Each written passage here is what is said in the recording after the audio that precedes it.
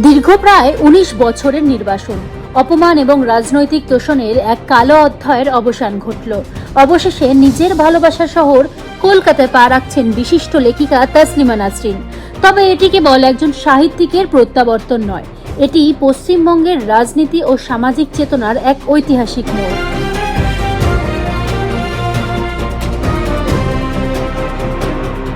ইতিহাসের পাতায় ফিরে তাকালে স্পষ্ট হয়ে ওঠে ২০০৭ সালের সেই কলঙ্কিত অধ্যায়। ৯০-এর দশকে মৌলবাদের বিরুদ্ধে কলম ধরে বাংলাদেশে কট্টরপন্থীদের চক্ষুশূল হওয়া এই লেখিকা ২০০৪ সালে কলকাতাকেই নিজের বাসা বানিয়েছিলেন। কিন্তু ২০০৭ সালের ২১শে নভেম্বর কলকাতা সাক্ষী থাকে এক অভূতপূর্ব তাণ্ডবের। এক শ্রেণীর কট্টরপন্থী ইসলামিক সংগঠনের চাপে তৎকালীন বামফ্রন্ট সরকার এবং মুখ্যমন্ত্রী বুদ্ধদেব ভট্টাচার্য চরম ভীরুতা প্রদর্শন করেন। পার্ক সার্কাসে বাস ট্রামে আগুন লাগানো হয়, ভাঙচুর চালানো হয় কলকাতার রাস্তায়।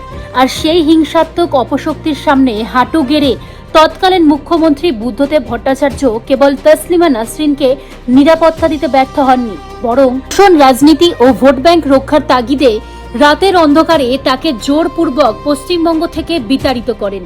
মুক্ত চিন্তার পীঠস্থান বলে দাবি করা বাম সরকার সেদিন এক কট্টরপন্থী গোষ্ঠীর কাছে আত্মসমর্পণ করেছিল।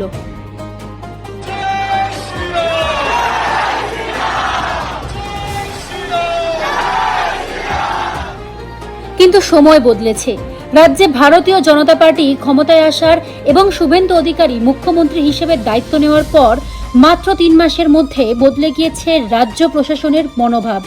যে রাজ্যে একসময় মৌলবাদী তোষণের জন্য একজন লেখিকার গণতান্ত্রিক অধিকার কেড়ে নেওয়া হয়েছিল, আজ শুভেন্দু অধিকারীর নেতৃত্বাধীন বিজেপি সরকার তসলিমা নাসরিনকে পূর্ণ রাষ্ট্রীয় সম্মান ও নিরাপত্তার সাথে বাংলায় ফিরিয়ে এনেছে। অগস্ট ১ শনিবার ও অগস্ট ২ রবিবারের অনুষ্ঠানের নেপথ্যে রয়েছে কয়েকটি সাংস্কৃতিক ও সামাজিক সংগঠন। উদ্যোক্তাদের তরফ থেকে জানানো হয়েছে এই ২ দিনের অনুষ্ঠানে তসলিমা নাসরিন ছাড়াও উপস্থিত থাকছেন রাজ্যের খ্যাতনামা সাহিত্যিক, মুক্তচিন্তক এবং বহু বিশিষ্ট বুদ্ধিজীবী। সাধারণ মানুষের উৎসাহ এতটাই চরম পর্যায়ে পৌঁছেছে যে অনুষ্ঠানের সমস্ত প্রবেশপত্র বা পাস ইতিমধ্যেই শেষ।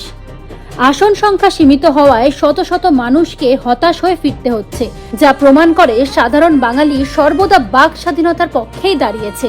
মাধ্যমকে দেওয়া একান্ত সাক্ষাৎকারে অন্যতম আয়োজক মোহিত রায় বললেন, তসলিমা নাসরিনের আইনত সরকারিভাবে পশ্চিমবঙ্গে আসার কিন্তু কোনো বাধা ছিল না, কারণ তার বিরুদ্ধে কোনো এখানে মামলা নেই, কোনো রকমের কোনো অভিযোগ নেই এবং উনি কিন্তু সারা ভারতবর্ষের বিভিন্ন রাজ্যে যাচ্ছেন। কিন্তু পশ্চিমবঙ্গে তার আসাটা অসম্ভব হয়ে উঠেছিল, কারণ এখানে তার নিরাপত্তার দায়িত্ব নেবার কেউ ছিল না। ২০০৭ সালে তাকে ১ বর্ষে বিতাড়িত করা হয়। তারপর বামপন্থী সরকার, তারপর তৃণমূলের সরকার, তারা সবাই যারা এই বিতরণের জন্য দায়ী তাদের পক্ষেরই লোক। সুতরাং তারা কোনো রকমভাবে তাকে কোনো নিরাপত্তা দিতে তৈরি নেই। সুতরাং তসলিমা নাসরিনের আসা সম্ভব ছিল না। আমাদের সঙ্গে অবশ্যই যোগাযোগ থাকতো বিভিন্নভাবে।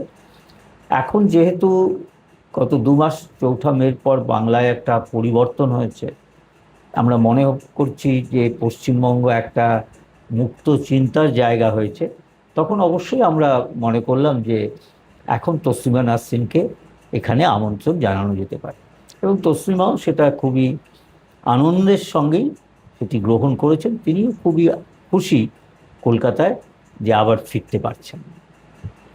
তসলিমা নাসরিনকে কলকাতায় আনার পেছনে মূল উদ্দেশ্য বা বার্তাটা কি? মূল উদ্দেশ্য তো একটাই, যে একজন সাহিত্যিককে, কবিকে, একজন নারীকে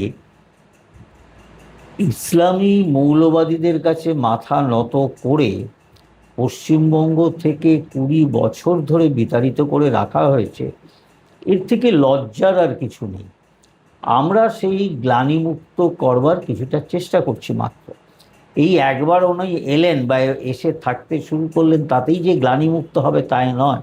এই ২০ বছরের যে গ্লানি আমরা পুঞ্জীভূত করেছি, তার তো একটা মূল্য আমাদের দিতেই হচ্ছে, আগামী আরও কিছুদিন দিতে হবে। সুতরাং আমাদের মূল যে লক্ষ্য সেটা হচ্ছে পশ্চিমবঙ্গবাসী জানুক যে এখানে আর কোনো ফতোয়া মেনে সমাজ চলবে না, রাজনীতি চলবে না, সংস্কৃতি চলবে না, যেভাবে চলছিল এটার বিরুদ্ধে এবং একটা মুক্ত চিন্তার পশ্চিমবঙ্গ তৈরি হয়েছে, সেই বার্তাটি আমরা দিতে চাইছি। আজ তসলিমা নাসরিনের এই সম্মানজনক প্রত্যাবর্তন সমগ্র দেশের সামনে পশ্চিমবঙ্গের এক নতুন ও সাহসী ভাবমূর্তি তুলে ধরেছে। বাম আমলের সেই তোষণ ও ভীরুতার রাজনীতির অবসান ঘটিয়ে শুভেন্দু অধিকারীর নেতৃত্বাধীন বিজেপি সরকার স্পষ্ট বার্তা দিয়েছে, প্রকৃত ধর্মনিরপেক্ষতা মানে কট্টরপন্থীদের কাছে মাথা নোয়ানো নয়, বরং সত্য, ন্যায় এবং বাক স্বাধীনতাকে রক্ষা করা। মুখ্যমন্ত্রী শুভেন্দু অধিকারী মহাশয়ও সেই অনুষ্ঠানে উপস্থিত থাকবেন বলে জানা গিয়েছে। তোষণ রাজনীতির অবসান ও প্রকৃত বাক স্বাধীনতার পুনরুত্থান এবং তসলিমা নাসরিনের এই প্রত্যাবর্তন নিয়ে আপনার কি মতামত? কমেন্ট সেকশনে আমাদের অবশ্যই জানান। ব্যুরো রিপোর্ট, মাধ্যম।